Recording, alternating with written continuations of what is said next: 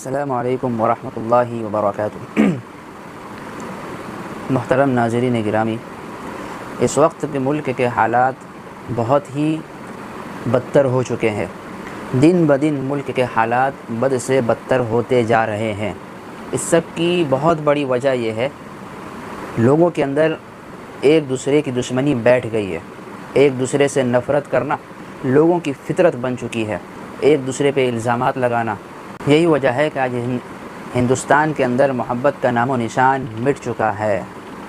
ہر طرف نفرت کا ایک ماحول گرم ہے، ہر طرف مار پٹائی، لڑائی جھگڑے، ایک دوسرے پر حملہ کرنا، مسجدیں توڑنا، ہر طرف یہ عام ہو چکا ہے۔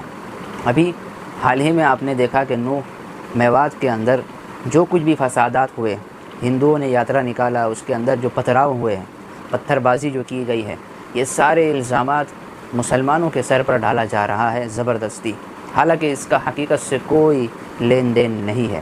انہی کی ایک سازش ہے، یہ بہت بڑی سازش ہے۔ انہی میں سے کسی ایک نے یہ سارا پلان کیا کہ ہم پتھراؤ کریں گے اور یہ سارا الزام مسلم سماج کے نام تھوپ دیں گے۔ یہ بہت بڑی راز کی بات میں آپ کو بتا رہا ہوں۔ اسی وقت سے ہندوؤں نے عہد کر لیا کہ اب ہم مسلمانوں کا جینا حرام کر دیں گے۔ اس کے بعد پھر یہ گڑگاؤں کا یہ معاملہ سامنے آیا۔ گڑگاؤں کے اندر انجمن نامی ایک مسجد ہے، انجمن مسجد، اس کے اوپر رات 12:30 بجے رات کے وقت شرپسند ہندوؤں نے اور بجرنگ دل کے لوگوں نے حملہ کیا۔ مسجد کے باہر بہت سارے لوگ اکٹھا ہو گئے اور مسجد کے باہر بہت ساری گاڑیاں جمع ہو گئی۔ پہلے سے بھی کچھ گاڑیاں موجود تھیں، اس کے اوپر بھی انہوں نے کچھ توڑ پھوڑ کیا۔ پھر مسجد کے اندر وہ لوگ گھس گئے۔ مسجد کے اندر داخل ہوتے ہی وہ لوگ چھت کے اوپر چڑھ گئے اور جے شری رام کا ناپاک نعرہ لگانے لگے۔ اس کے بعد بہت سارے ہنگامہ انہوں نے مسجد کے اندر کیے، جس سے بہت سارا نقصان ہوا ہے اور مسجد کو انہوں نے آگ لگائی ہے۔ اس کے بعد مسجد کے جو نائب امام تھے وہ سفر کے لیے نکلے، لیکن سفر میں بھی انہیں نہیں بخشا گیا، جن کا نام حافظ مولانا سعد بتایا جا رہا ہے۔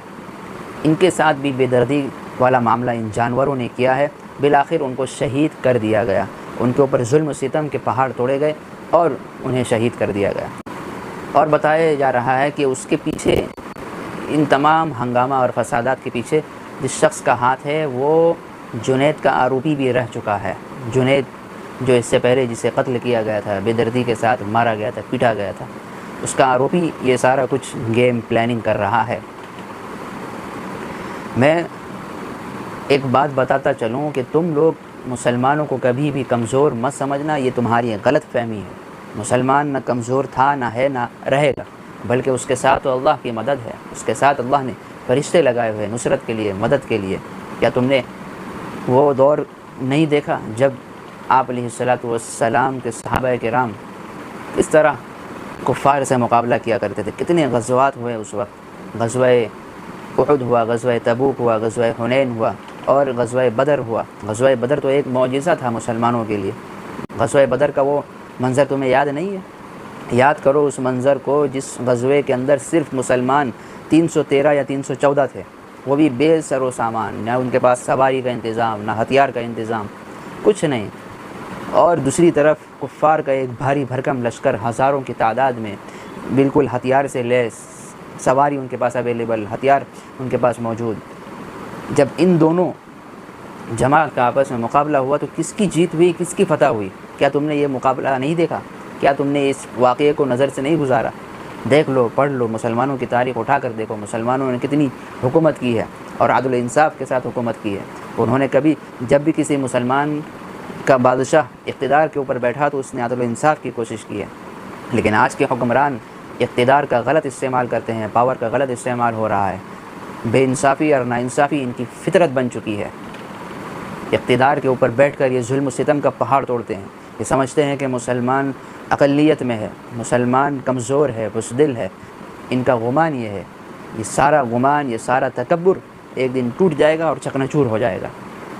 جس دن اللہ کی مدد آ گئی، جس دن اللہ نے اپنے وہی فرشتے واپس بھیج دیے جو غزوہ بدر میں اللہ نے بھیجے تھے، جہاں 313 اور ایک طرف ہزاروں کا لشکر تھا، دونوں میں جب جنگ ہوئی، دونوں میں جب لڑائی ہوئی تو 313 نے ہزاروں کے لشکر کو ایسا بھگایا کہ وہ ہوا نکالتے ہوئے وہ وہاں سے بھاگے ہیں۔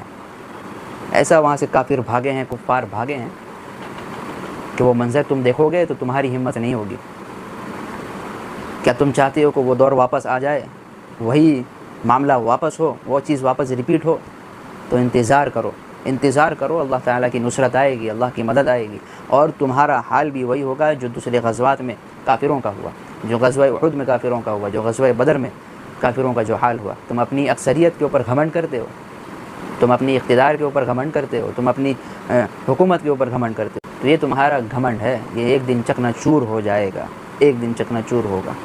یہ اگر مسلمان اگر خاموش ہے تو یہ اس کی صبر کی انتہا ہے، اس کے صبر کی انتہا ہے۔ تقدیر پلٹنے میں ٹائم نہیں لگتا۔ آج اگر تم غالب ہو تو کل ہم غالب رہیں گے۔ مسلمانوں کو پیچھا چھوڑو، بلکہ آپس میں محبت سے رہنا سیکھو، آپس میں انسانیت دکھاؤ۔ مسلمان تو محبت دکھلا رہے ہیں، انسانیت دکھلا رہے ہیں، صبر و تحمل کا دامن مسلمانوں نے پکڑا ہوا ہے، لیکن یک طرفہ اگر یہ معاملہ چلے تو پھر یہ بیلنس بگڑ جائے گا، بیلنس بگڑے گا، سسٹم ہینگ ہو جائے گا بالکل۔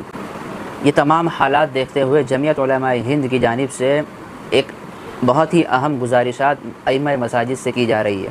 جمعیت علماء ہند کی جانب سے ایک پیغام جاری کیا گیا ہے جس میں انہوں نے ائمہ مساجد سے گزارش کی ہے کہ فجر کی نماز کے بعد قنوت نازلہ کا اہتمام کیا جائے، اور یہ اسی وقت کیا جاتا ہے جب ظلم و ستم کے پہاڑ توڑ دیے جاتے ہیں، مسلمانوں کو پریشان کیا جاتا ہے، جگہ جگہ فسادات ہوتے ہیں، جب اس کی انتہا ہو جاتی ہے تب یہ اہتمام تمام مساجد میں کیے جاتے ہیں۔ اس سے بہت بڑا فائدہ پھر نظر آتا ہے، اس سے مصیبتیں ٹل جاتی ہیں، اللہ کی مدد شامل حال ہو جاتی ہیں۔ تو تمام ائمہ مساجد سے میری گزارش ہوگی کہ وہ اپنی اپنی مسجدوں میں فجر کی نماز کے بعد قنوت نازلہ کا خصوصاً اہتمام کریں، اور انفرادی دعاؤں کا بھی اہتمام ہو۔ آپ لوگ بھی اپنی اپنی عبادت میں دعاؤں کا اہتمام کیجیے تاکہ مسلمانوں کے جو حالات ہیں وہ سدھر جائیں، اور دیش کے جو حالات ہیں، چاہے مسلمان کے اوپر یہ حالات ہوں یا غیر مسلموں کے اوپر یہ حالات ہوں، کسی ایک کے اوپر بھی نہ ہو، ہم سب کے لیے بھلائی چاہتے ہیں، کسی کے اوپر مصیبت کا پہاڑ نہ ٹوٹے، سب کے ساتھ بھلائی کا معاملہ ہو،